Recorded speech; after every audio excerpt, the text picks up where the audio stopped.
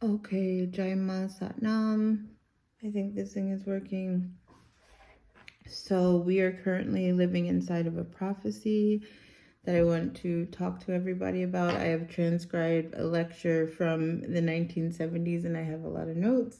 So I'm going to be looking back and forth. But yeah, so okay, we are currently living inside of a prophecy that ancient yogis have warned about, where there's times when human consciousness evolves faster than our emotional capacities, our emotional maturity.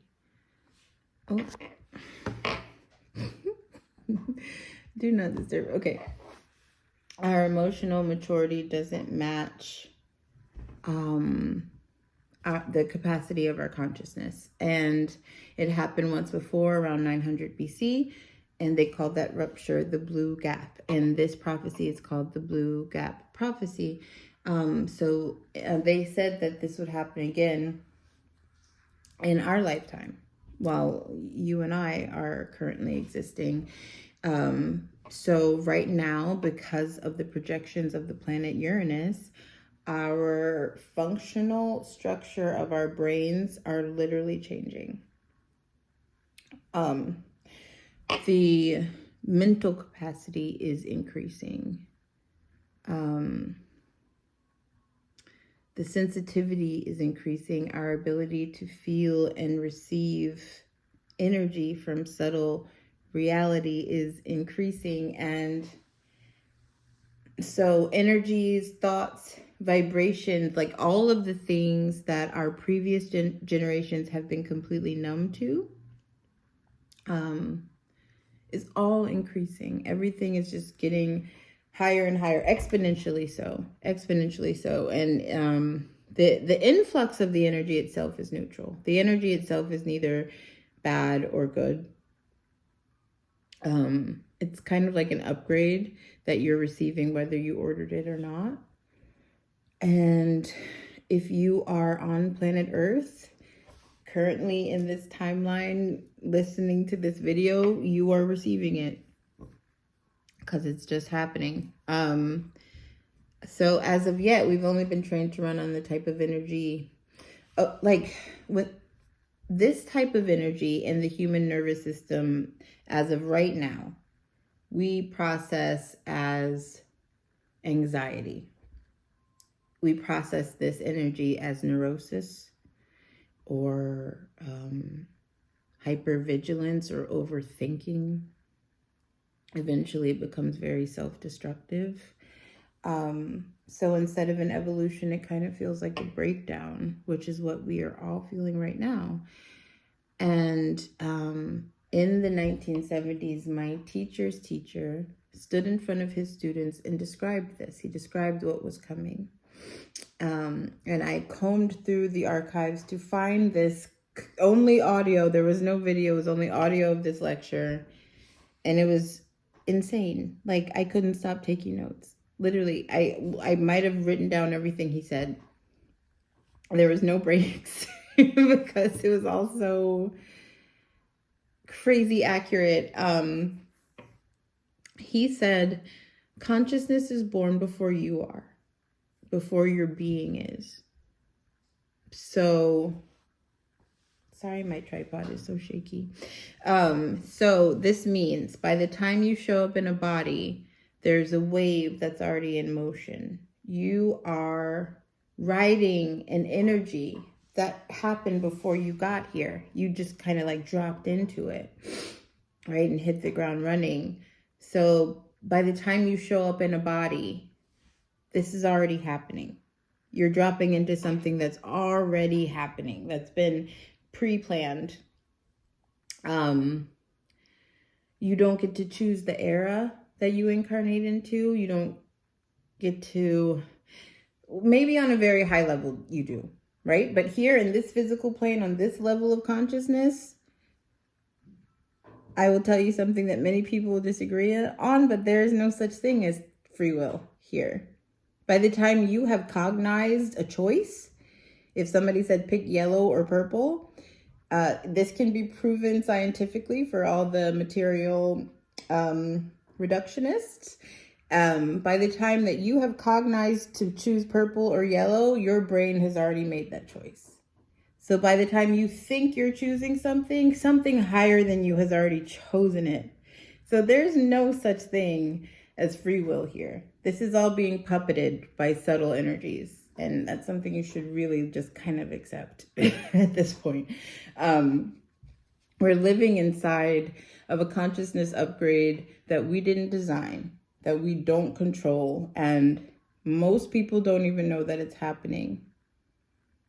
They're just in it. They just hit the ground running. That's most of us. But you can feel it.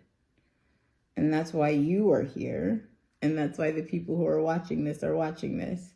So let's chit chat a little bit about the last time that this occurred and why, understanding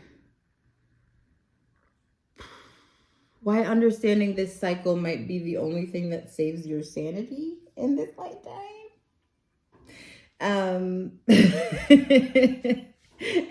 Understanding what happened in the last cycle can really change the way you move through this cycle, and it can change your children's future, which are extensions of your soul. So changing your future, changing the timelines and opportunities available to your ancestors and you and all that. So, okay. In 900 BC, there was a shift in human consciousness. The ancient texts describe this as a transition between yugas. The yugas are cosmic ages that either upgrade or degrade human consciousness. There's either a rise or a fall in human capabilities. And this looks like iron ages, heavy ages, or golden ages, very high ages where, there's spiritual beings everywhere. The arts and the sciences were flourishing, all of that stuff. Intelligence gets very high, that kind of thing. So in 900 BC, they were experiencing something very similar to what we are experiencing right now. And during that period, the human brain began to process reality differently, and sensitivity exploded, and people began to experience things they had no framework for. Like symbolism all of a sudden became very important. There's this influx of visions where there was no visions before. What is a vision? You know what I mean? Or disembodied voices or energies or insights that felt like they were coming from something outside of their self. Suddenly people were able to perceive an invisible energy affecting them. Something was coming outside of me and it's working through me, but it's not me. It's still in duality, but they're still perceiving subtle realm. They're still perceiving divinity and then kind of this gross physical reality or the intellect or the manas or the mind. So it became a crisis only because the tools for managing that level of sensitivity hadn't caught up yet to it. And that seems to be a pattern. So imagine suddenly being able to hear frequencies that you have been deaf to your whole life. Like at first it will seem like a gift. At first it will seem so cool, but then you are realizing you're hearing everything. You can hear the hum of the earth, right? You can hear the thoughts of the people around you. You can, feel emotional residue that's been left in a room from an argument or a fight or something, or like terror. You can feel grief that's been embedded inside your very collective. Like you can feel all of that, right? But you don't have the framework for explaining that.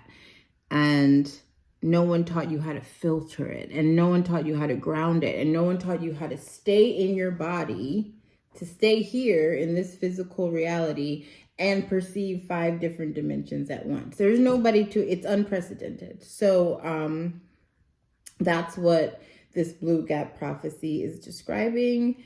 And it's like it's like a rupture between expanded perception and the ability to function inside it.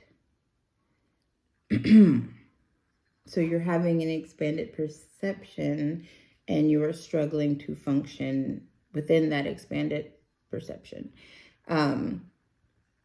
Now we're back at that same threshold, and it's the same pattern. It's different millennium, same human nervous system that's trying to run a software it has no training for.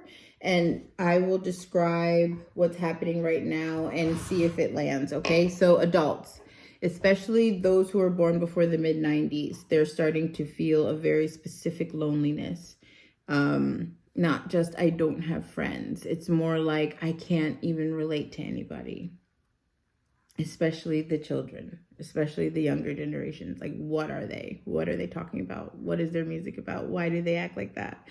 These new kids are wired very differently. Their sensitivity is off the charts, and their nervous system is tuned to vibration, not logic. Our nervous system have been beaten to respond to logic only and to ignore vibration. Shut up about the vibration. What are you talking about? That's not real. That's not true. You shut up. If you talk about that, we're going to like give you electroshocks or send you back to church or something like that.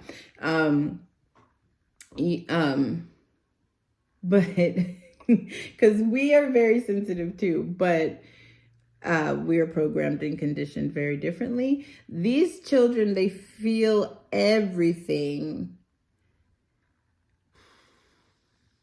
before we can explain it.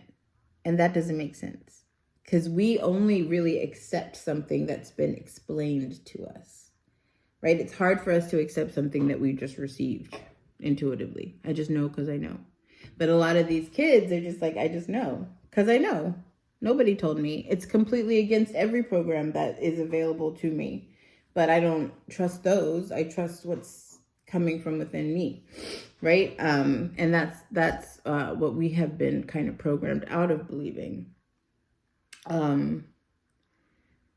Like you've seen these children, it's like a child walking into a room, immediately picking up that the adults were fighting or had a fight even 3 hours ago. Even if everybody's smiling now, the kid is kind of still like, you know, or a teenager that can't articulate why they refuse to go to school. They don't have the words to tell you why they don't want to do that anymore, why it's bullshit. But they can't, they literally, their soul will collapse if they are forced to go. Their body is screaming, this place is not safe for me. And the frequency of the building itself is not safe. But that makes no sense to us because we won't let it make sense to us, pretty much. They're built for a reality that hasn't fully landed yet. Our programming, I'm saying this as a being that was born in 1984. Our programming, those beyond me who are watching this, and even those who are kind of before me who are watching this, is very linear thinking, emotional suppression, shut up about what you're feeling, logic-based problem solving, right? If it can't be proven by logic, then why are you even talking about it? And to have thick skin is a wonderful virtue to be of our generation. If you are thin-skinned, you are suffering, guaranteed. Their consciousness, what is incarnating now, is a completely new operating system. It's very nonlinear perception. They go by the resonance of energy, or they have an immediate knowing of something that that's the only thing they trust, or a hyper attunement to what's not being said. If we, the ones who have all this capacity and knowing and just been beaten out of it or programmed out of it, if we don't upgrade our state, the blue gap between the generations becomes almost unbearable. Parents can't reach their kids, teachers can't understand their students. The sensitive ones, because we are the ones in charge, we're bigger than you, pretty much. They will become labeled by us as disordered because they don't match us. It's a disability just because it's kind of different. It's not really anything wrong. or bad. They will become medicated into numbness, something that we can deal with, or worse, they will begin to internalize their message like we did and see their gift as a curse. And my teacher warned his students in the 70s so this was in the 70s, and everybody in his class was kind of like 20, 30, 40, 50 years old. He said in 20 or 30 years, when you will be 50 and 60, add a couple, it will be almost a very lonely period because it will be impossible for you to relate to the little ones. There will be a gap. He was describing this moment, the one that we are living in now. Why do we call them autistic or ADHD or ADD? It's because they're different. They're not disabled. They're just not like us. Okay, so he was saying the only way to bridge it is to learn practices before the gap becomes unbearable, and the gap will become unbearable. We can train our own systems to hold space, to become like the ones that are coming in with the higher frequencies. We hold the pattern to run the same programming. We just have to decondition ourselves. And that's kind of what the whole lecture, the whole amazing grainy audio was about. That's what the Blue Gap meditation offers. It offers a bridge that you can build inside yourself so you don't get left behind in this wave. So what's actually happening in your nervous system is, today, we are very sensitive people. The human race is getting into a very sensitive mental era. And the kids call them vibes. You even hear it in the language, right? His energy was off. The vibes were off, right? They talk subtly. They talk about subtle forms. You can't touch a vibe. You can't grab energy. They're talking about the unseen. They're giving it sound. They're giving it language. This new generation is nothing but a bunch of vibrations, is literally what he said in the 70s. He explained that the coming race, meaning us, meaning our children, meaning whoever is reading this, listening to this 50 years from then, which is now, will be defined by one thing. Everybody, he said this very specifically, and it blew my mind. He said, everybody will feel everything about everybody. Literally, he said that. He said everybody will feel everything about everybody. How many people call themselves empaths or super empath? I can't go to the mall. I can't be in crowded spaces. I can't be around people. I hate people. I hate people, right? They will feel all of this without figuring out why they feel it, where they feel it, but they will feel it. And that's exactly what we are feeling right now. Like, does this sound like anybody that you recognize? Or yourself, maybe?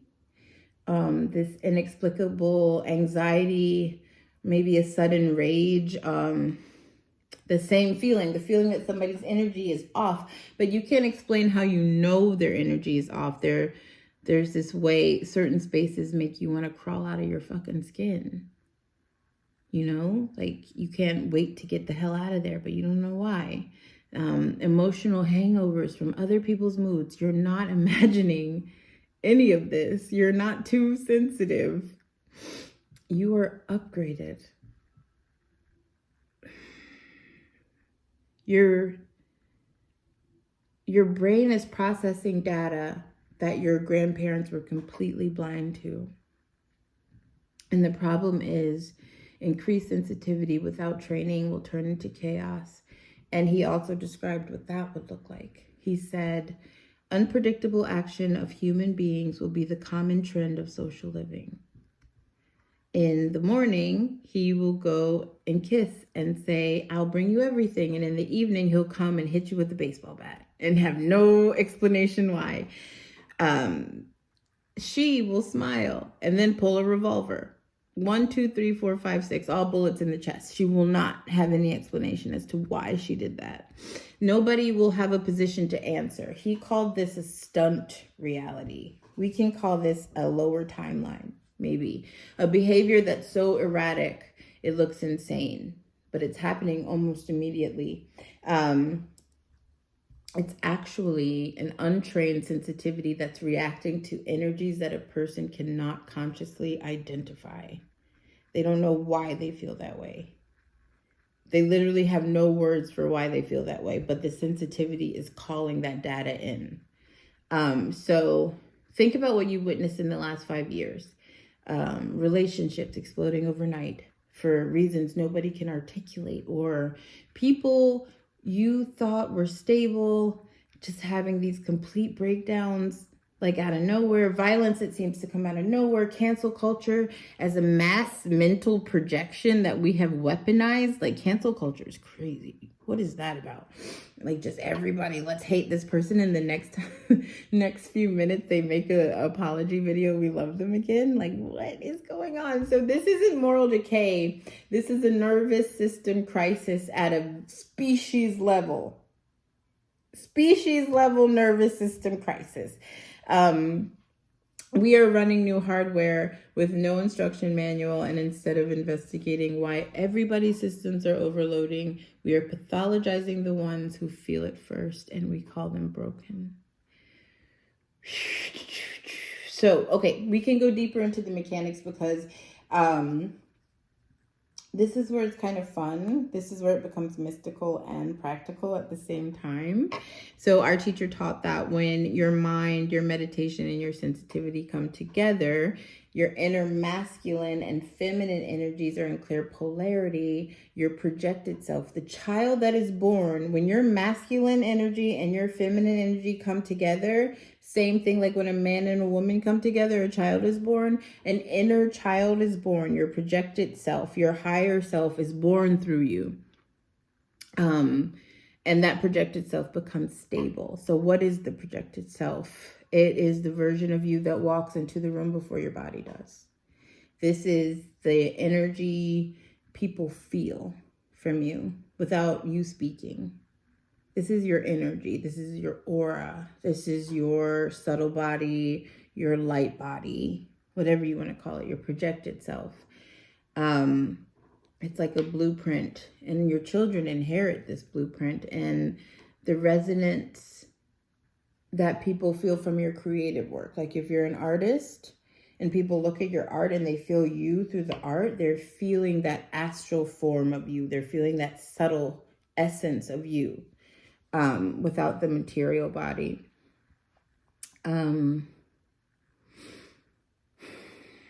It's what you broadcast into the field at all times, even if you're not aware of it. But when you are polarized and present, when you're receptive, the feminine, and you're projective, the masculine forces are balanced, what you put out into the world carries a clarity, it carries a coherence. People feel safe around a person like this. Your kids can regulate themselves within your presence. Your aura, your very aura becomes a mechanism where they can come to regulate and kind of de-scramble everything that they've been receiving. Your work becomes more impactful because it's centered. When you are split, when your feminine's over here, your masculine's over here, they're not coming together, and you're afraid, your projection will reflect that. It carries chaos. It carries confusion. You don't just suffer it. You're creating it, and everybody around you who's experiencing you is suffering it. Your fear will magnetize everything you're trying to avoid. And so this is kind of wild, but what he was saying is your mental state is not internal. I hope everybody's starting to figure that out. Your mental state is not internal. Just because you're having crazy thoughts doesn't mean you're the only one experiencing that chaos. It's also projecting itself around you. It's a transmission. It affects everyone who interacts with you. It affects your field, especially the sensitive ones. And if your mental mind projection is going to be very activated, this is a quote from him. If your mental mind projection is going to be very activated, whereas the procedure to protect and channelize will be less known to people, the net result in society will be exactly what we're seeing. People frozen in mid-task, consciousness leaving bodies while they're supposed to be at work, emotional eruptions, nobody can track back to a source. He gives this example. You know when you're sitting at a desk and suddenly you're just gone. It's not asleep. It's not distracted. You're just gone. You're not here. Your consciousness is projecting out because your system is trying to escape an overload that it does not know how to process.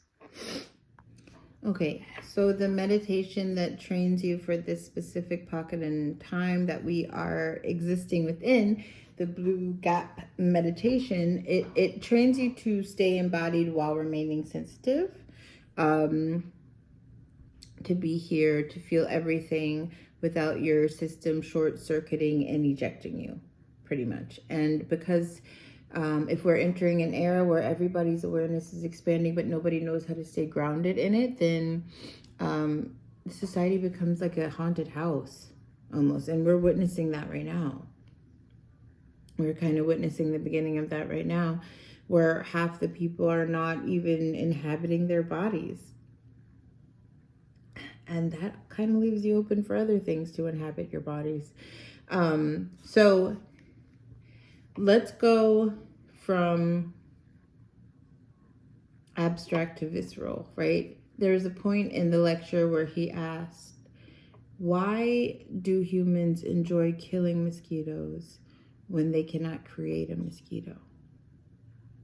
What makes you think you have the right to destroy something you can't make? Just sit with that for a second. The tiny thing that lands on your arm, you can't make it, but it can give you malaria. But you can't create malaria, can you? If you have so much free will, then will it? You can't. You can't replicate the biology, the flight pattern, the survival instinct of even the tiniest creature like a mosquito, but you love to crush it. You love to kill it. Why? He said you kill a mosquito because it represents a fear of death to you. It's not the itching that bothers you. It's not the bump that bothers you. There's an imprint in your ancestral DNA that tells you this thing can give us malaria, this thing can kill us. This thing carries diseases, kill it. You kill a snake because its bite represents death. Even if it wasn't going to bite you, even if it had no interest in you, it had no care, it didn't even know you were there. If you see it, its simple potential, the potential of killing you, justifies you killing it. He's got nothing to do with it. Oops. But that's most of human behavior. I'm terrified of dying. I'm terrified of dying. And anything that reminds me that I could die, I'm going to kill. It has to be eliminated. We do it with animals. We do it with people. We do it with ourselves. We spend our entire lives trying to kill potentials of death. And that's just operating in a state of fear. And if you're operating in a state of fear, you are wrong, because fear is false. If you're letting fear base your actions, you're gonna make every move you make will be a mistake. Nothing will lead you to your highest goal, to your highest destiny. You know, if you're constantly like, I need to preserve my life, I need to preserve my life, even if this thing is not trying to harm me, I still need to fucking get rid of it. You are in a huge bubble of fear, right? So and spending our entire lives trying to kill the potentials of death. We never actually live. You don't even know what life feels like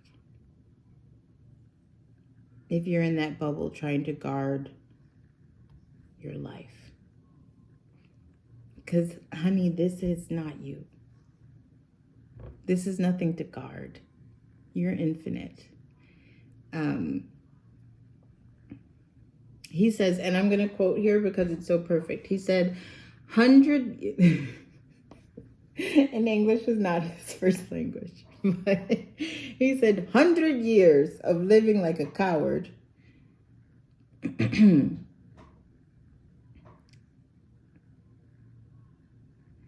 100 years of living like a cowardly, deadly scared sheep is much worse than one day of roaring like a lion.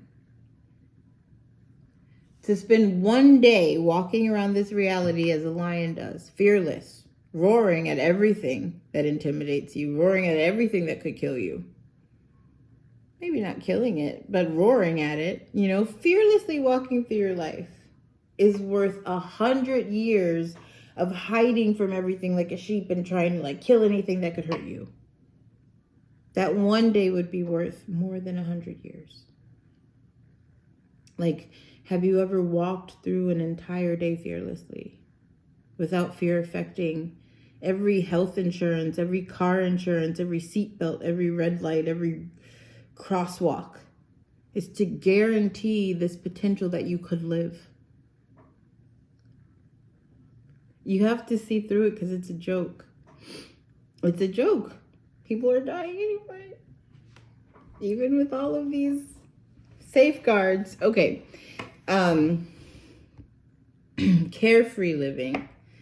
The kind where you're actually present and alive. This can only come through a reverence for life. All life. Even the life that is biting you. Seeing every form of life as a gift, not trying to control it, not destroying everything that scares you. When you don't project fear onto anything, it will never come to you as death. You're projecting fear onto death, right? Fear of death actually attracts death faster because fear is a very powerful magnet. God, I fear $5 million. I'm so scared of it. I'm scared of $5 million. Anyway, no. Fear of death, being afraid of it, will bring it to you quicker. If you don't project fear onto it, it becomes beautiful. You are the one making it scary. You're the only one making it scary. Death can be seen as a door, as a beautiful golden portal into something amazing that you could be very excited to experience. It's only because we've been taught to be afraid of it that it's so scary and we have to put on our seatbelts. Put on your seatbelt because you could get hit. There's a potential that you could. That's energetic law. Whatever you feed with fear, you magnetize towards you. So every time you think, what if my child never gets better? You're sending that frequency into their field. Every time you think, I can't handle this, you are reinforcing your own collapse. Why is my tripod so shaky? Bro, stop. I fear the shakiness.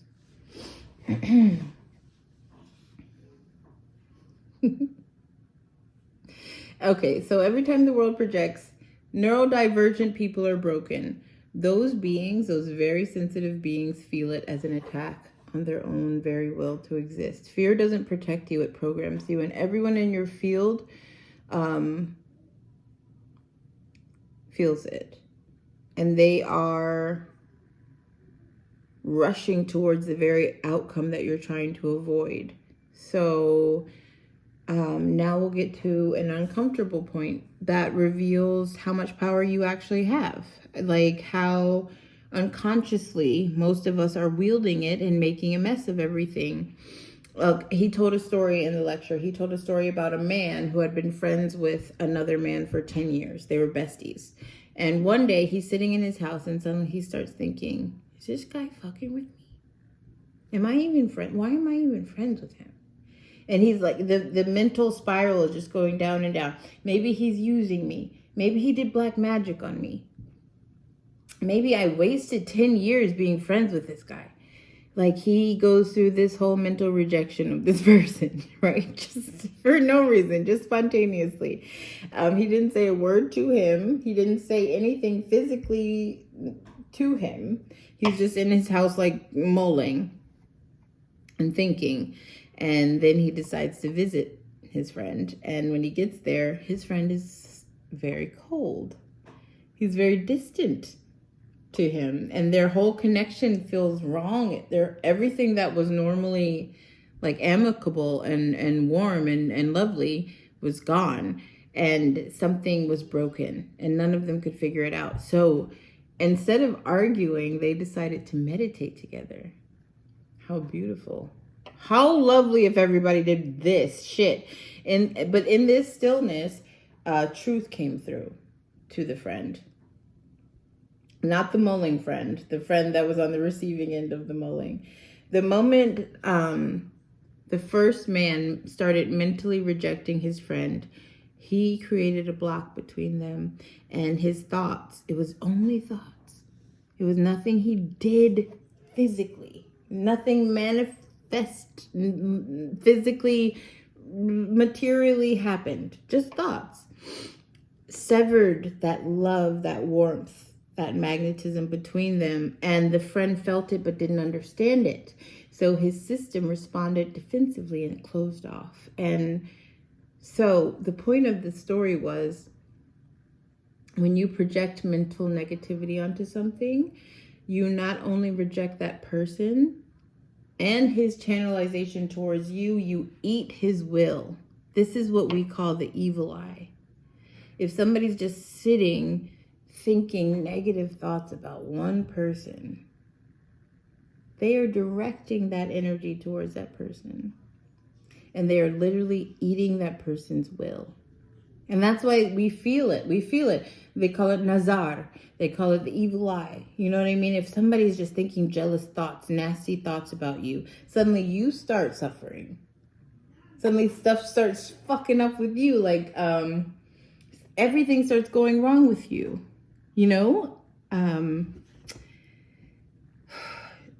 negative thoughts projected to another being eats the will of that being. Your silent judgments, your unspoken criticisms, your secret resentments, they don't just live in your head, they travel. But do they travel? So that's another thing. Do they travel, or are we all mentally right here with each other?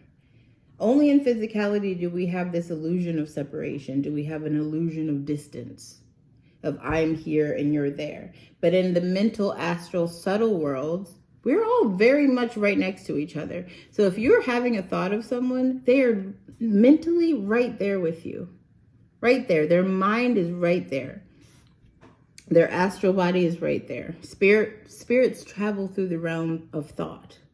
Like, if you've ever astral projected, you use your thought to direct where you would like to go.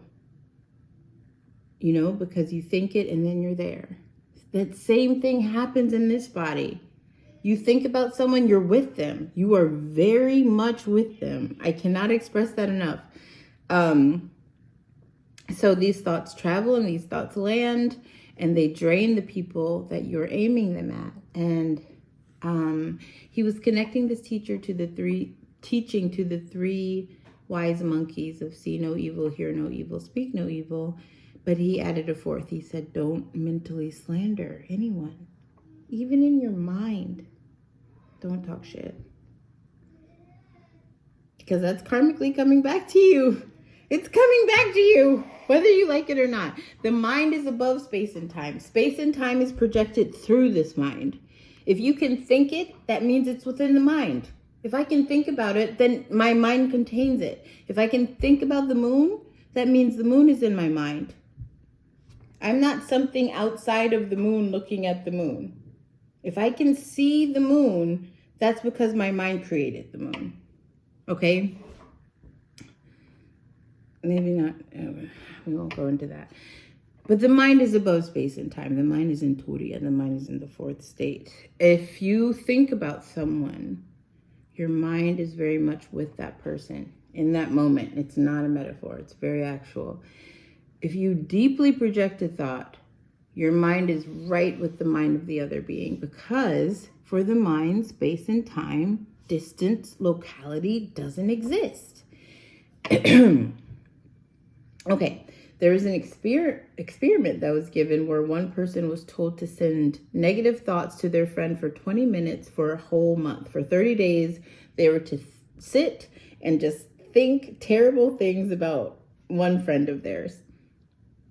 They never spoke about it. They never spoke about what was happening. They never saw each other. Just one person alone in their room thinking very hostile thoughts about another person as an experiment. After 2 months, these people ran into each other physically, and both of them unconsciously crossed the street. Both of them saw each other and went separated. That is the power of the projected mind. Nobody said anything. Nobody sent a text. Nobody said, I hate you. Nothing. He sat in his room and for 20 minutes just thought terrible things about someone that he liked previously. And then they saw each other and went and crossed the street to avoid each other. Oof. Think about what that means for your life. So every time a parent is secretly thinking, why can't you just be normal about their kid? These new kids, that child, that very sensitive child feels it. Every time a teacher is thinking this kid is impossible, that child's will is being eaten. That child's will is weakening. And every time a partner withholds love while smiling, the other person's nervous system will know. A lot of sudden breakups, blow-ups, and breakdowns we have witnessed, they are not sudden. They only feel sudden to a physical consciousness. They are an accumulated result of months or years of unspoken mental warfare. People don't even know they're doing it. They think they're not saying a cruel thing and it's not having an effect. But to a very sensitive nervous system, your thoughts are louder than your words. And that's why these type of meditation practices matter now. This is why it's beyond having a physical hygiene. In this realm where you are aware of subtle realities, you must have a spiritual hygiene. You must. You will suffer. You are. Whether you know it or not, you can't stop doom scrolling. Okay, so your thoughts are louder than your words. Remember that. To catch the fear, to catch the judgment, the rejection, and to transmute it before you weaponize it against yourself or somewhere else. That's what we are trying to become. That's the kind of spiritual warriors, angelic human beings we are trying to become. The era that we are entering, where everybody's sensitivity is ramping up and mental projection is getting stronger, unconscious thoughts are becoming an act of violence.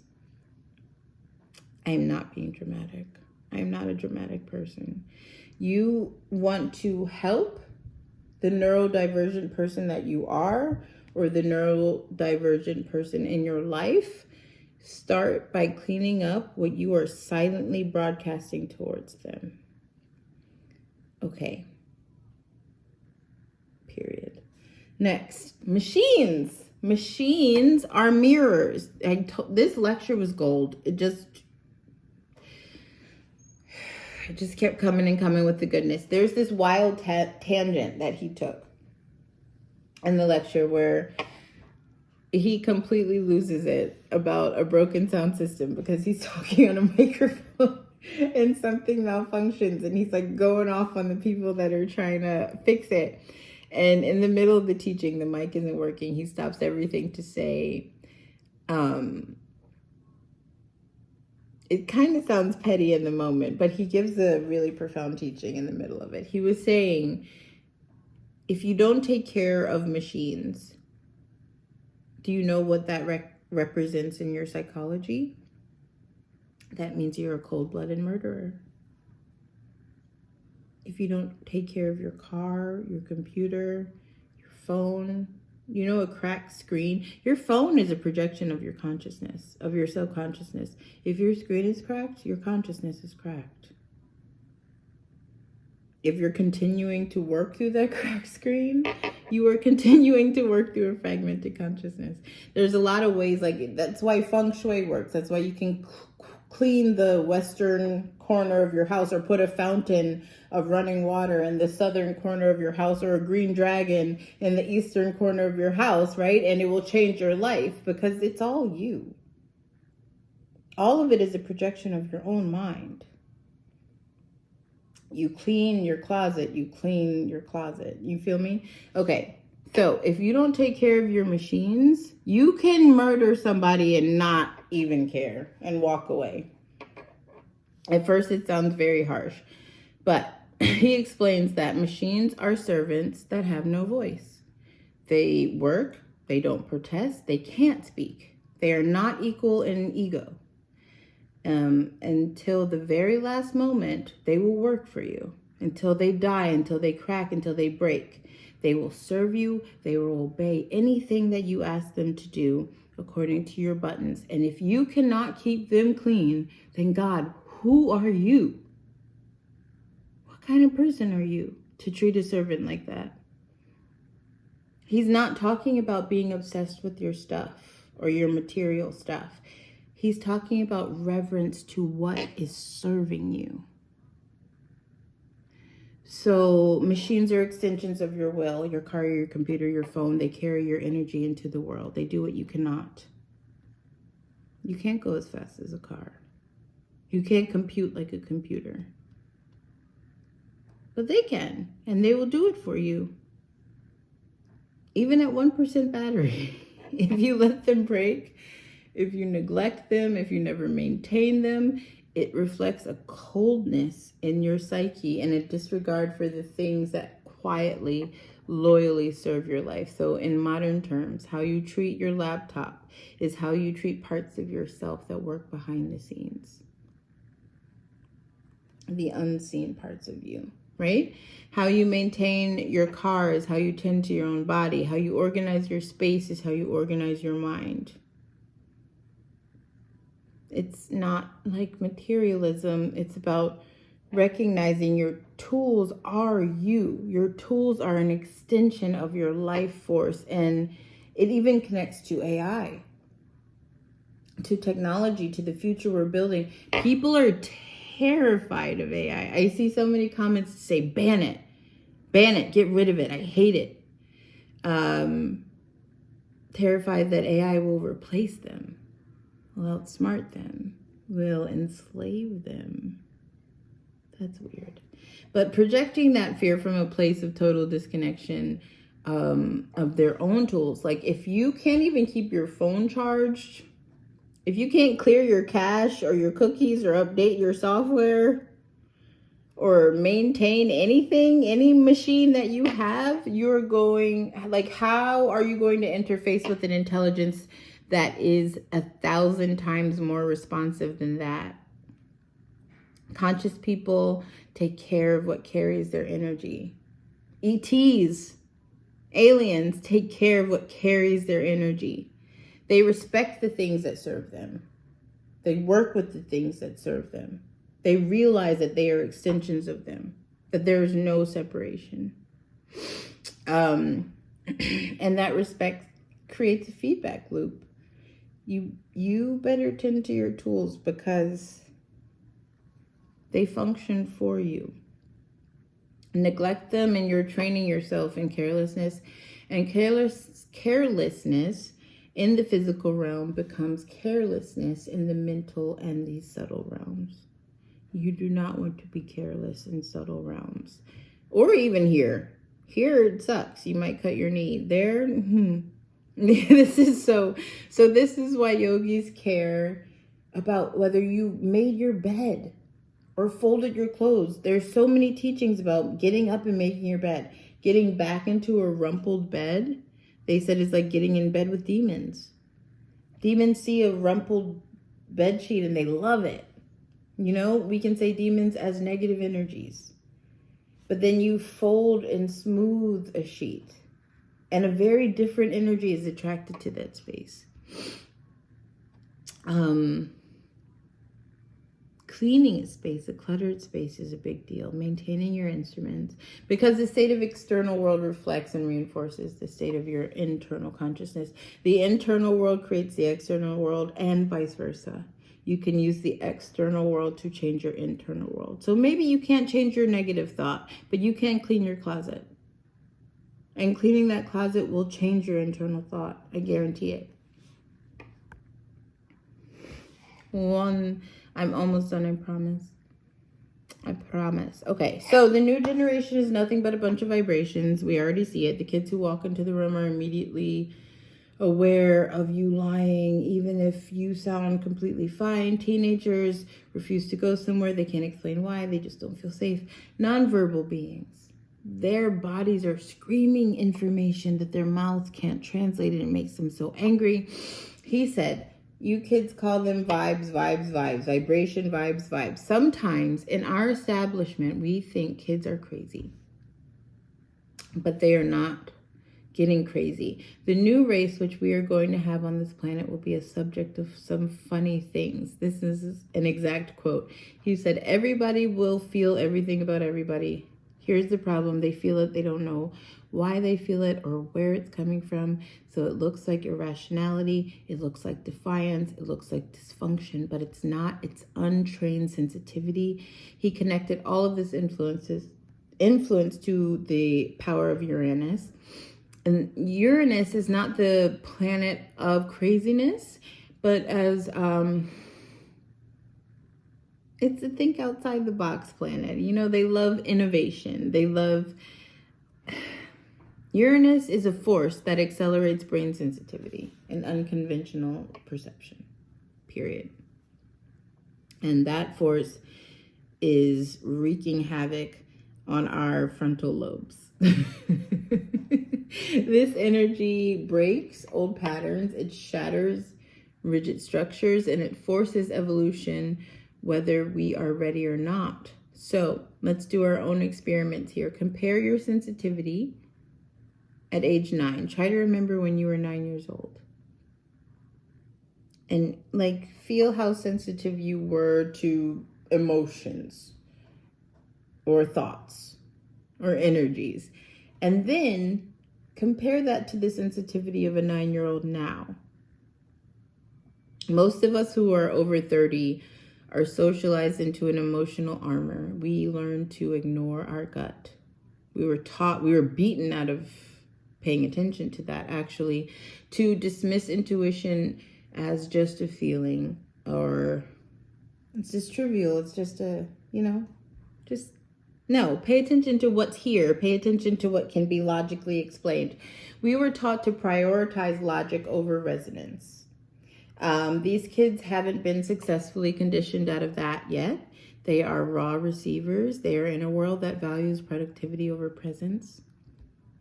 Sucks for everybody. And that looks like a problem, but it's not a deficit. It's pure future equipment. If we don't stop running this outdated software, we won't understand that they are beta testing an upgrade. We have to learn how to hold space for that level of sensitivity. We have to stop pathologizing it. We have to stop medicating it, trying to force them back into our ways, something that feels safe for us, into our operating system, or we are going to lose an entire generation to dissociation, addiction, and shutdown, which is what we are witnessing right now. The Blue Gap meditation isn't just for you, it is also for them. It's giving them a technology to channel what they're feeling before it overwhelms them. It's a way to stay in their body while perceiving all 5, 12, 144, 248, how many dimensions at once. Because right now, most of them are leaving their bodies. Most of them are out of here. We see that a lot with the fentanyl crisis. Consciousness is exiting the building because the building feels uninhabitable, or the adults are sitting and wondering why the kids don't engage, the kids don't focus, they don't want to work, they don't want to go to school, they don't want to do any of the slave shit that we've been forced to do. Of course they don't want to. They don't want to participate. They're not here because here is unbearable. They're here because nobody taught them how to ground here, and what's going on here is bullshit. So where does this leave us? The answer is very clear. It's essential for the human race to be watchful. Number one, pay attention, be watchful, to be creative, adapt, stop doing the same fucking thing, and to be credited with a positive channelizing method of mental energy, which is only meditation. That's it. If we don't learn how to direct this incoming sensitivity consciously, it will destroy us. And not because sensitivity is dangerous, because unconscious sensitivity becomes paranoia, projection, and reactivity. A lot of activities we represent out of sheer fear. A lot of action in human minds come from only fear. Think about how much of your daily life is fear-driven. You know, scrolling on social media to avoid feeling alone. Overworking to avoid facing emptiness. Picking fights to avoid intimacy. Numbing out to avoid your own mind. All of it is fear-based. All of it. And fear-based action will magnetize more fear. The alternative that we have been given is to train our nervous system to hold energy without reacting. So to witness your mental projections without believing them. To see your thoughts, witness them. Don't ignore your thoughts, but know they're not you. Right? To feel everything without becoming everything. I can feel it, but I don't have to be it. Right? I know that I'm a vessel that things are moving through. I know those things are not me. To know that is huge. That's what this meditation does. It's not like an Instagram kind. It's the kind that ancient yogis designed for right now. For us, right now. For these people who have been magnetized to this video. You will be, if you want to practice the Blue Gap meditation, you will be working with balancing the hemispheres of your mind so you can process sensitivity without short-circuiting. You will be working with mental projection. It teaches you how to witness your thoughts before they weaponize. Nervous system regulation, giving your body a pattern to return to when it's overwhelmed. The projected self, stabilizing the energy you broadcast so it creates coherence instead of chaos. 11 minutes a day of this practice is like defragging your consciousness. Fear will drain out. Mental projection will become clear instead of toxic, and you can stop attacking your life and start revering it, start honoring it. Becoming intimate with it. Your intuitive hits will become more accurate because they're not contaminated with paranoia. And when you stabilize, the people around you start to stabilize too. Your kids can regulate in your presence. Your nervous system becomes a tuning fork. And it's not just about healing yourself. You become a bridge for everyone in your field who's drowning in sensitivity with no tools. So consciousness is arriving and it's rising, whether we're ready or not. We're entering a time where everybody feels everything. Machines extend our minds. Our thoughts travel faster than words. The ancient ones knew this was coming. That's why they fought really hard to preserve these practices. This is mysticism, but not for its own sake. It's like technology for surviving an upgrade. And you can spend this era terrified of everything that's happening. On the news, killing every mosquito of possibility, taking every vaccine, projecting fear on everybody around you, and calling it self-protection,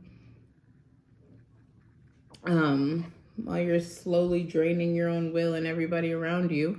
Or you can train yourself to become stronger. You can learn how to hold more energy without breaking. You can learn how to stay present while perceiving what other people are blind to. You can broadcast coherence. You can revere life instead of trying to control death. So this isn't a prophecy of doom. This is a prophecy of potential. This is a bridge between the old human operating system and the one we're becoming, the Homo luminous, the light being, right? This is changing from being a scared parent of a being they don't understand to an empowered guide, from a breakdown to a breakthrough. The bridge is built one practice at a time, one breath at a time, one choice at a time, to stop running from your sensitivity and to start training it. So the meditation I'm about to teach you is your account, your reserves, your way of staying liquid while everything around you is frozen. This is literal money. This is money. The ancient ones built this for us and for you 9,000 years ago, because they knew you were coming, because they were just gangster like that. And they knew the sensitive ones would need technology to survive their own gifts.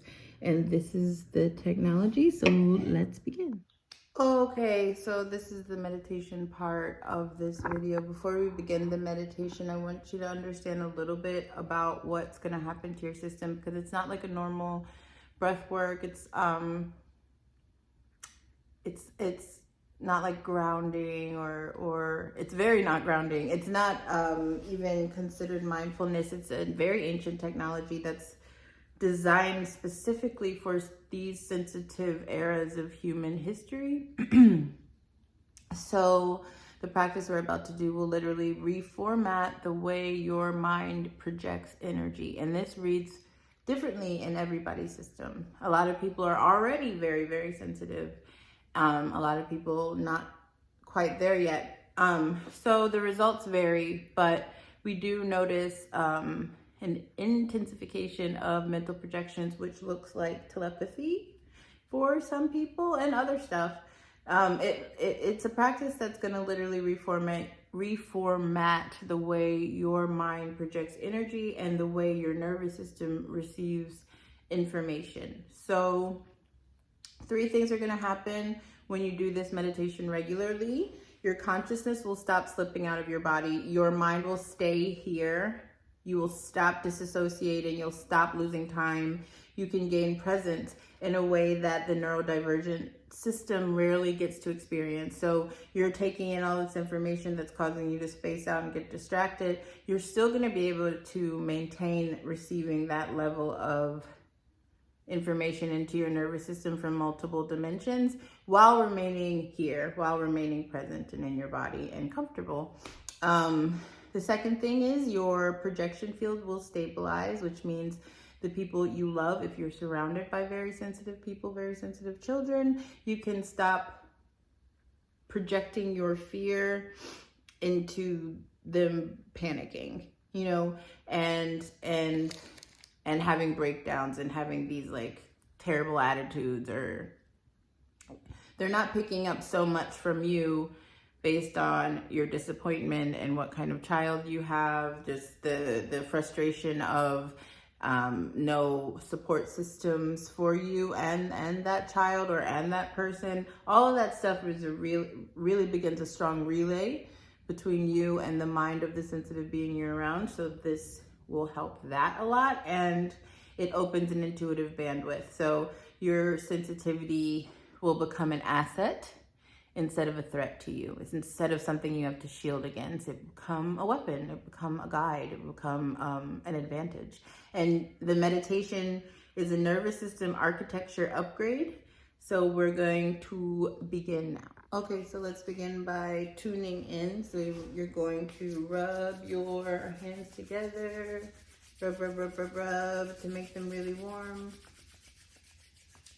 Opening up the palm chakras, opening up all the connections to the mind. Inhale deep. Bring your thumb joints to your sternum, hands in prayer. Hold the breath in. And exhale. And inhale. Hold the breath in, pull the root lock up, so pull up the rectum and sex organs like you're stopping the flow of urination. Hold. And exhale. And relax. And inhale to tune in.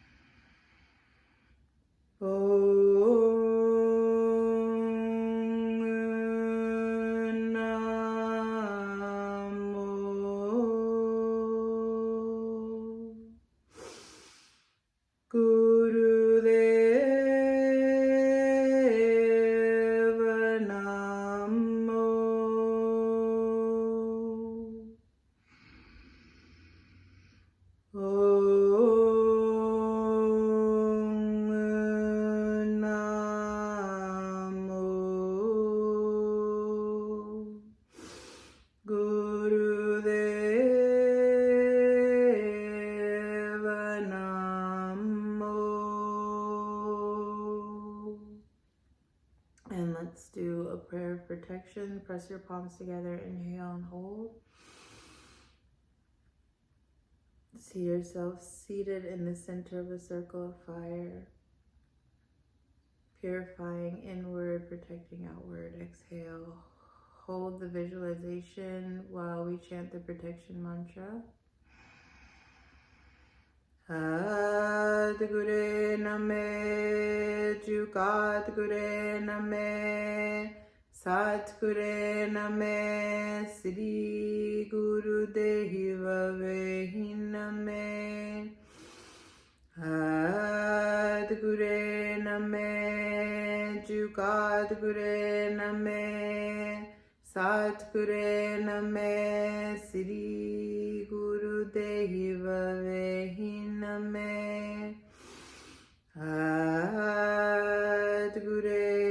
name, Jugat gure name, Satgure name, Sri Guru Deva Vehi name. Inhale deep. Pull the root lock up. Move the energy up the spine, out of the top of the crown. Roll the eyes up and in. Hold the breath. Good. Exhale and relax your hands down. So we're going to work with the mantra Sa, Ta, Na, Ma. And we work with this often, so I'm not going to keep explaining it. But so you're going to sit with your hands in Gyan Mudra. That is the index finger touching the thumb. And these three fingers will be touching the base of the palm. So it's like this. And just rest that palms up on your knees and sit straight and tall. Make sure you're kind of visualizing stacking one chakra on top of the other. For this, feeling the inhale is important. So you're going to kind of tuck your chin. This is called Chandalar Pand. You're kind of because naturally your neck is always kind of jutting forward. The skull is pushing forward. You're going to like make it all aligned and think about tucking your chin kind of into this pit of your neck here. So if you're just normal, like if your head's just normal and you breathe in, you're not really aware of it. But if you push your skull back and kind of straighten the spine and then inhale, you're very aware of the breath. You can really feel that, and that's important. So that's a position we're gonna hold. We're gonna hold this neck lock here so we can feel our breath, and the breath is only gonna be moving in and out through the nose. Mentally, we're gonna be working with the sound Sa, Ta, Na, Ma. And so just for now, sit up straight and tall, activate your neck clock, have your hands in your mudra, And inhale in your mind, thinking the sound sa. And bring the breath to the third eye. Think the sound ta. And then exhale the sound na out the crown. And continue the exhale, and the ma explodes out the crown and kind of cascades down the aura. So that is, you can open your eyes. We're not going to begin yet. So that is the mental mantra that you will be repeating that's pulling the energy upwards. The whole time also, through the closed eyes, your eyes are going to be looking at the 10th gate. The 10th gate of your body is the fontanelle, the soft spot of a baby. That's still there. That's your crown chakra. That's literally a gate. It's an opening. So your eyes are closed, your neck is tucked, your hands are in the mudra, your eyes are looking up. And they're going to naturally kind of want to come back down. And just bring them back up, bring them back up. So it almost looks like you are looking out of the top of your head, like you're looking at what's above you. Like I can see my fan, you know what I mean? And I guess I can't explain it any more than that. But this is the position. And then, so you're gonna inhale the sa through the nose. Bring the ta to the third eye. And then when you exhale, na moves to the crown. And ma projects out of the crown and cascades down the aura. So we're going to do that for 11 minutes. And I'm going to play a gong while we do it, and you can begin now. So go ahead and sit up straight and tall, close your eyes. Look at the third eye, look at the 10th gate, look at the crown through the closed eyes. Inhale sa, bring ta to the third eye point. Exhale, bring na to the crown and let ma explode out of the crown and down the aura. And then inhale sa again and continue like that for 11 minutes here.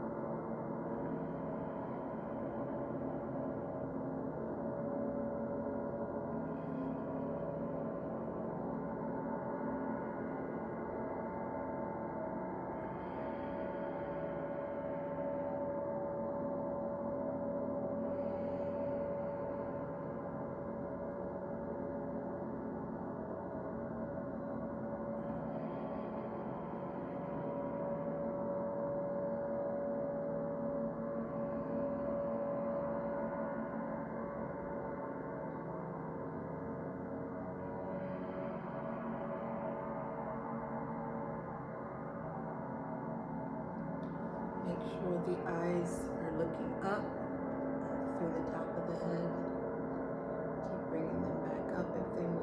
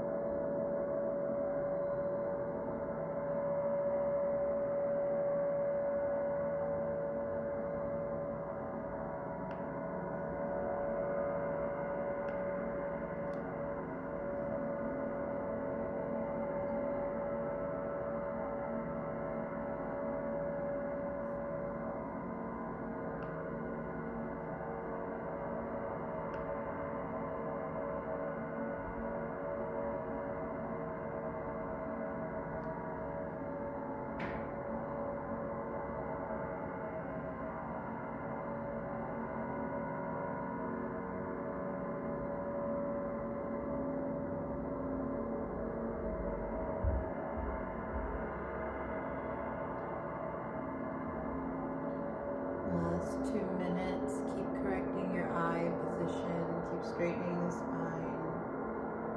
You should feel the opening in the crown by now.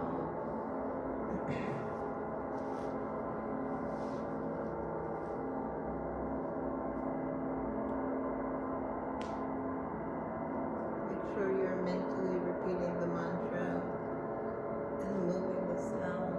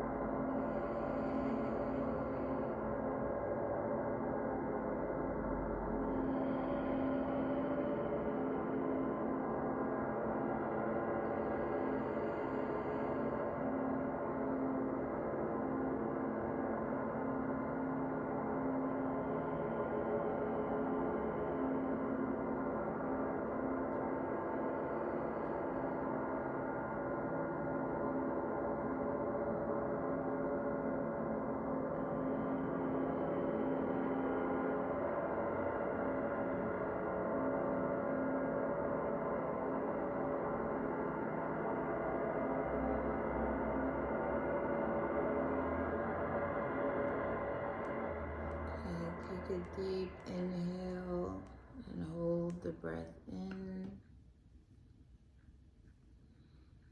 And exhale. Let yourself come back to earth a little bit. Right now we have the energies of the vayus moving upwards. So we're going to seal this effect by chanting an 8-syllabic kind of, it's not really in syllables, 8 rhythmic sounds, which has a specific effect. That number has a specific effect on the mind. We're going to chant out loud, Satnam, Satnam, Satnam, Satnam, Satnam, Satnam, Wahe Guru. Like that. Satnam, Satnam, Satnam, Satnam, Satnam, Satnam, Wahe Guru. Okay, and we're going to do that for 11 minutes. You can just relax into a regular Gyan Mudra. You can open the 3 fingers. Leave the hands, palms upward on the knees. Still sitting up straight and tall, eyes closed. No focus on the mind, just focus on the chant. Okay, so sit up straight and tall, close your eyes. Satnam, Satnam, Satnam, Satnam, Satnam, Satnam, Wahe Guru. Satnam, Satnam, Satnam, Satnam, Satnam, Satnam, Wahe Guru. Satnam, Satnam, Satnam, Satnam, Satnam, Satnam, Wahe Guru. Satnam, Satnam, Satnam, Satnam, Satnam, Satnam, Wahe Guru. Satnam, Satnam, Satnam, Satnam, Satnam, Satnam, Wahe Guru. Satnam, Satnam, Satnam, Satnam, Satnam, Satnam, Wahe Guru. Satnam, Satnam, Satnam, Satnam, Satnam, Satnam, Wahe Guru. Satnam Satnam Satnam Satnam Satnam Satnam Waheguru. Satnam Satnam Satnam Satnam Satnam Satnam Waheguru. Satnam Satnam Satnam Satnam Satnam Satnam Waheguru. Satnam Satnam Satnam Satnam Satnam Satnam Waheguru. Satnam Satnam Satnam Satnam Satnam Satnam Waheguru. Satnam Satnam Satnam Satnam Satnam Satnam Waheguru. Satnam Satnam Satnam Satnam Satnam Satnam Waheguru. Satnam Satnam Satnam Satnam Satnam Satnam Waheguru. Satnam Satnam Satnam Satnam Satnam Satnam Waheguru. Satnam Satnam Satnam Satnam Satnam Satnam Waheguru. Satnam Satnam Satnam Satnam Satnam Satnam Waheguru. Satnam Satnam Satnam Satnam Satnam Satnam Waheguru. Satnam Satnam Satnam Satnam Satnam Satnam Waheguru. Satnam Satnam Satnam Satnam Satnam Satnam Waheguru. Satnam Satnam Satnam Satnam Satnam Satnam Waheguru. Satnam Satnam Satnam Satnam Satnam Satnam Waheguru. Satnam Satnam Satnam Satnam Satnam Satnam Waheguru. Satnam Satnam Satnam Satnam Satnam Satnam Waheguru. Satnam Satnam Satnam Satnam Satnam Satnam Waheguru. Satnam Satnam Satnam Satnam Satnam Satnam Waheguru. Satnam Satnam Satnam Satnam Satnam Satnam Waheguru. Satnam Satnam Satnam Satnam Satnam Satnam Waheguru. Satnam Satnam Satnam Satnam Satnam Satnam Waheguru.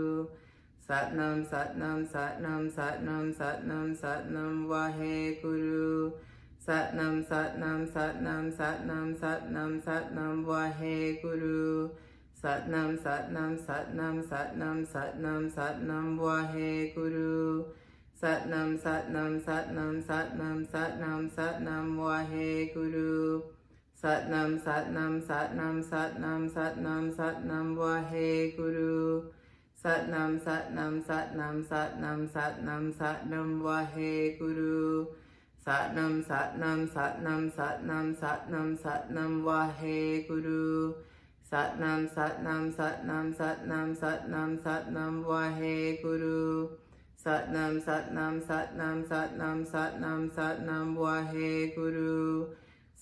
Satnam Satnam Satnam Satnam Satnam Waheguru.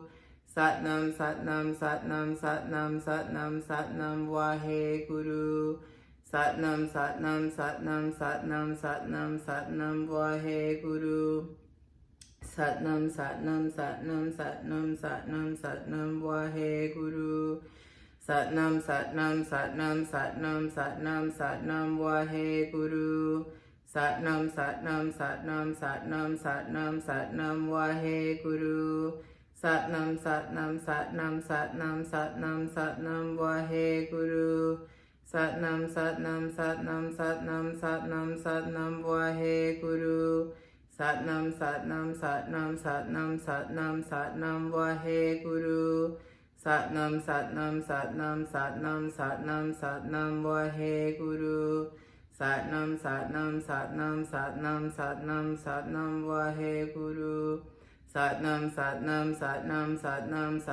Satnam Waheguru. Satnam Satnam Satnam Satnam Satnam Satnam Waheguru. Satnam Satnam Satnam Satnam Satnam Satnam Waheguru. Satnam Satnam Satnam Satnam Satnam Satnam Waheguru. Satnam Satnam Satnam Satnam Satnam Satnam Waheguru. Satnam Satnam Satnam Satnam Satnam Satnam Waheguru. Satnam Satnam Satnam Satnam Satnam Satnam Waheguru. Satnam Satnam Satnam Satnam Satnam Satnam Waheguru. Satnam Satnam Satnam Satnam Satnam Satnam Waheguru. Satnam Satnam Satnam Satnam Satnam Satnam Waheguru. Satnam Satnam Satnam Satnam Satnam Satnam Waheguru. Satnam Satnam Satnam Satnam Satnam Satnam Waheguru. Satnam Satnam Satnam Satnam Satnam Satnam Waheguru. Satnam Satnam Satnam Satnam Satnam Satnam Waheguru. Satnam Satnam Satnam Satnam Satnam Satnam Waheguru. Satnam Satnam Satnam Satnam Satnam Satnam Waheguru. Satnam Satnam Satnam Satnam Satnam Satnam Waheguru. Satnam Satnam Satnam Satnam Satnam Satnam Waheguru. Satnam Satnam Satnam Satnam Satnam Satnam Waheguru. Satnam Satnam Satnam Satnam Satnam Satnam Waheguru. Satnam Satnam Satnam Satnam Satnam Satnam Waheguru. Satnam Satnam Satnam Satnam Satnam Satnam Waheguru. Satnam Satnam Satnam Satnam Satnam Satnam Waheguru. Satnam Satnam Satnam Satnam Satnam Satnam Waheguru. Satnam Satnam Satnam Satnam Satnam Satnam Waheguru. Satnam Satnam Satnam Satnam Satnam Satnam Waheguru. Satnam Satnam Satnam Satnam Satnam Satnam Waheguru. Satnam Satnam Satnam Satnam Satnam Satnam Waheguru. Satnam Satnam Satnam Satnam Satnam Satnam Waheguru. Satnam Satnam Satnam Satnam Satnam Satnam Waheguru. Satnam Satnam Satnam Satnam Satnam Satnam Waheguru. Satnam Satnam Satnam Satnam Satnam Satnam Waheguru. Satnam Satnam Satnam Satnam Satnam Satnam Waheguru. Satnam Satnam Satnam Satnam Satnam Satnam Waheguru. Satnam Satnam Satnam Satnam Satnam Satnam Waheguru.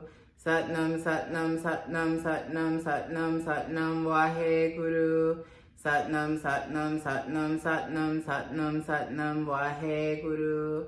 Satnam Satnam Satnam Satnam Satnam Satnam Waheguru. Satnam Satnam Satnam Satnam Satnam Satnam Waheguru. Satnam Satnam Satnam Satnam Satnam Satnam Waheguru. Satnam Satnam Satnam Satnam Satnam Satnam Waheguru. Satnam Satnam Satnam Satnam Satnam Satnam Waheguru.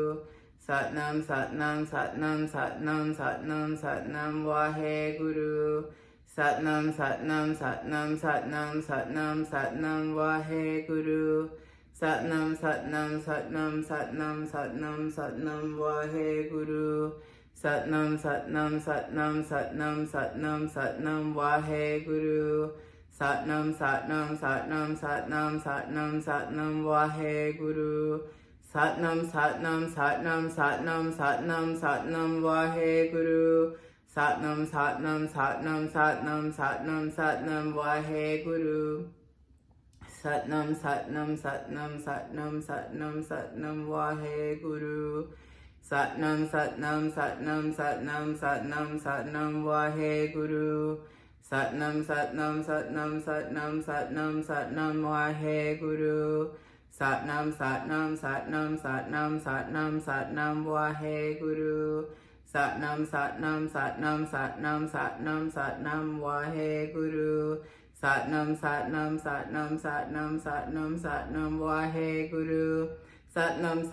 Satnam Satnam Satnam Satnam Waheguru.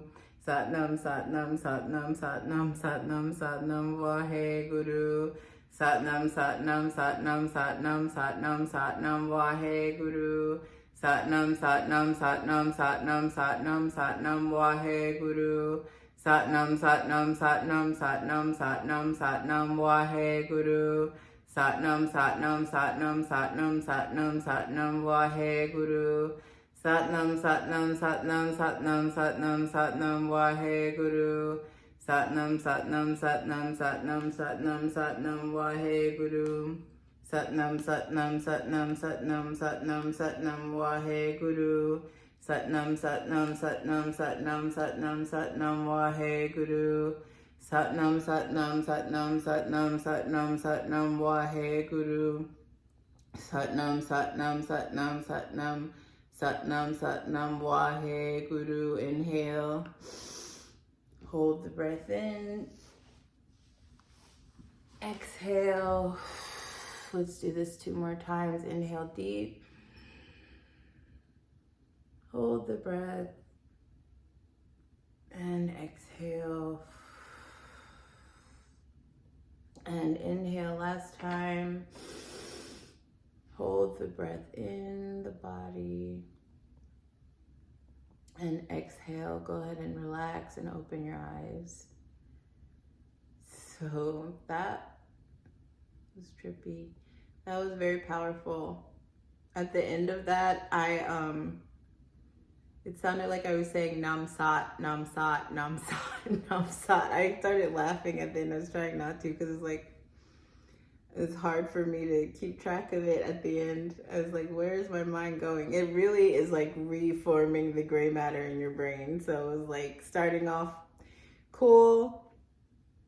I had everything together and like the last 2 minutes, everything was like not like scrambling and changing. It started turning to Nam Sat, and I was like, oh God. Okay, we made it. So, what you did just now is kind of deceptively simple, but the mechanics of it are very profound. And when you hold the posture, when you breathe the rhythm, when you keep that mental focus. In the beginning, the first part is like really moving the mind, making the mind move according to your will, which is something we never do. And you will realize that we never do when you realize how much you're struggling with making the mind do what you want it to do continuously. Like maybe you can make it go sa, ta, na, ma once, right? But making it do it over and over again, the mind is not you. The mind is really like a wild horse technology that's bound to you. That is something that you are meant to like control and rein in. And this is part of that. This is a practice that lets you develop mental capacities which require exercise. So the frontal cortex stabilizes with these processes. The vagus, when the frontal cortex stabilizes, because right now most of ours is a wild horse, it stops this runaway defense loops that causes the meltdowns that we find as NDs, the lack of mental focus, and the 3 energetic circuits in our brain activate from that. And the vagus nerve tone will increase from this practice. That means your body will learn how to return to calm. A lot of times in our yogic practices, we do a very, very intense kriya and then we relax. Then we will lay down and listen to the gong. And then we'll go back to a very intense kriya and then we'll completely relax. Because we're teaching the nervous system to handle this reality, which is a reality of duality. So there's going to be like these crazy things that happen. You have to be able to return to stability and not get thrown by them. And that happens when you tone the vagus nerve. So even under sensory stress, going to the mall, being at a party, simple things that drive us crazy. You know, listening to somebody chew makes me want to throw them out of the window, you know, but even under mental, emotional overwhelm, we can return ourselves to a state of calm relatively quickly. It doesn't turn into a panic attack. It doesn't turn into a mental breakdown for us, which is very normal for neurodivergent people. And your projections, your mental projections become coherent. So if your mind was a radio station before you do this practice, by constantly picking up static from other people, now it's going to become a very clean broadcast signal. And even if you're giving static to other people, sensitive people kind of feel like they're only receiving, but they don't realize they are projecting pretty profoundly as well. And they can be giving a lot of static to the environment around them. So the sensitive ones will feel this immediately. If you don't consider yourself neurodivergent, you're just around neurodivergent people, you probably are. But anyway, if you don't consider yourself that, know that by doing this practice, the sensitive beings around you will feel the shift in you immediately, and their engagement and interaction with you will change. It will upgrade exponentially. And this is why so many people, when I do this practice with them, they come to me to help their children, and I work with them, you know, because the children are the upgrade. They don't really need help. They don't really need too much. It's us that need it. But this practice also helps neurodivergent people. I notice when I do it, it feels like, I don't know, the world just is not as annoying and cutting. And it also makes very profound, like, upgrades.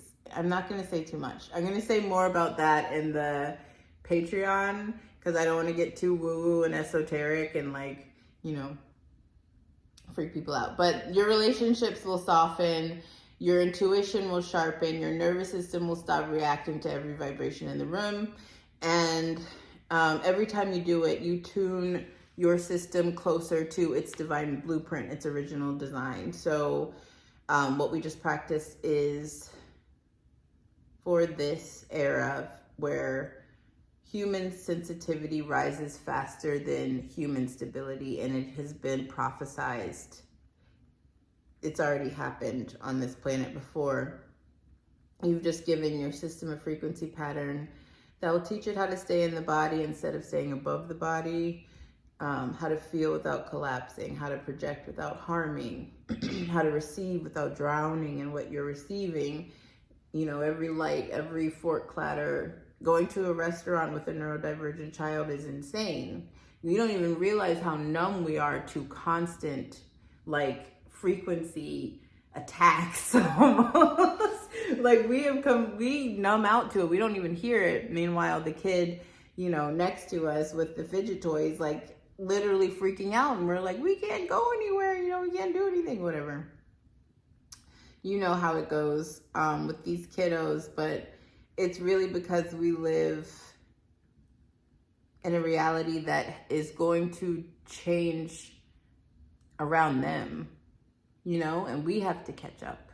We're the ones that have to figure it out. So if you do this practice for 40 days, your entire sensory profile will shift. Most people will feel it in the first 3 minutes, but the long-term changes are where the prophecy really comes alive. So this is just the beginning. And I don't know if I'm going to do a video or just a lecture on Patreon. I'm going to dive into the full Blue Gap prophecy, the prophecy that was given about this time and the children that will come in this time and their caretakers, and the actual yogic texts that describe what's happening now. The ancient catastrophe that happened around 900 BC, where this exact kind of upgrade happened to the human system. It completely mirrors the sensitivity crisis we're living through today. So it's all connected. The rise of sensitivity, the breakdown of old structures, the telepathic opening, the collapse of dense consciousness. I want to show you exactly how the yogis prepared us for this. So if you want that full lecture with all the prophecies, the occult details, the parallels to this era, the upgrades that are already starting in your body, that's all going to be inside of my Patreon. I'm going to go into the teachings the public's not really ready for yet. If you and your child need extra support or you want to deepen this practice, I made something very special. It's called Neurodivergent. It's an activation. I record it using whale frequencies and a mantra called a JLA. That's specifically for a divine nervous system. And it's a specific harmonic pattern that regulates sensitive nervous systems faster than anything I've ever seen. I use it on my own child. Okay, let me see. Dun, dun, dun, dun. Oh my gosh. You did a good job. Excuse me. Got this white thing on my forehead. Can you back up? They can't see you that close. Sorry. Okay, back up to me, like behind me. Stand right behind me. Charlie is showing me how good he ate. How good he ate his food.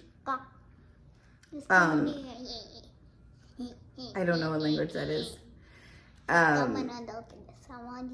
He doesn't eat any of the food that he touches with his fingers.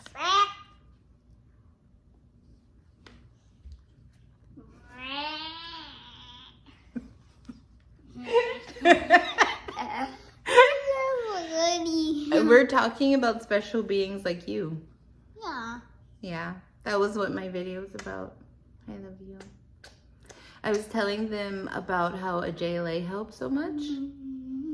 Does a JLA help you? No. Yeah, when you say it, do you feel like I can calm down? Can do. Yeah? Do you want to try to say it on the camera? Will you say it with mommy? Yeah. Okay, ready? A J, A J, a lay, a leg, a B, a bear, a pay, a pig, a boo, a Jew, no, a nas. a go, Say a nas. a nurse, A cus. harsh, Say it and a gosh, right. A gunge, a gunge, a bunge, a bunch, a lock, a lock, a buck, a buck, a cull, a call, Dial. dial, dial, a lick, neck, a bit, neck, a num, a cum, a gaha, a daha, a nate, pramate, a johnny, a moni, narage, narange, narupe, narupe. Say narupe. Tinope, tinope, Na, na, rupe, na, rupe, narenge, narenge, a karamang, a kanamang, a bangamang, a ganje.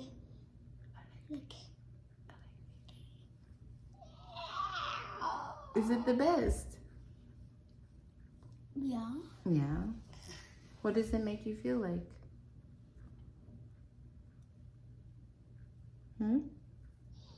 He's sleeping. Oh, he's very calm. He's gone to sleep, everybody. Sorry. Use it on myself. I mostly use it on Charlie. My child Charlie can shift out of sensory overwhelm in minutes, in seconds almost, when this plays, to the point where he's learned the mantra himself and he chants it himself. It's a specific harmonic pattern that regulates the sensitive nervous system faster than anything I've ever seen. I think I just said that. Yeah, it works for ND kids, it works for ND adults, and honestly, anyone who lives with a highly responsive, multidimensional nervous system. You can find all the links below. Practice this meditation for 40 days. Just do it. Come back. Tell me what you notice. The sensitive race is not a disability. If anything, we're the disability. It's not, they're not here to suffer. They're here to lead the evolution of consciousness, and you are part of the evolution. So Sat Nam, Sat Nam, Sat Nam. I will see you in the next video.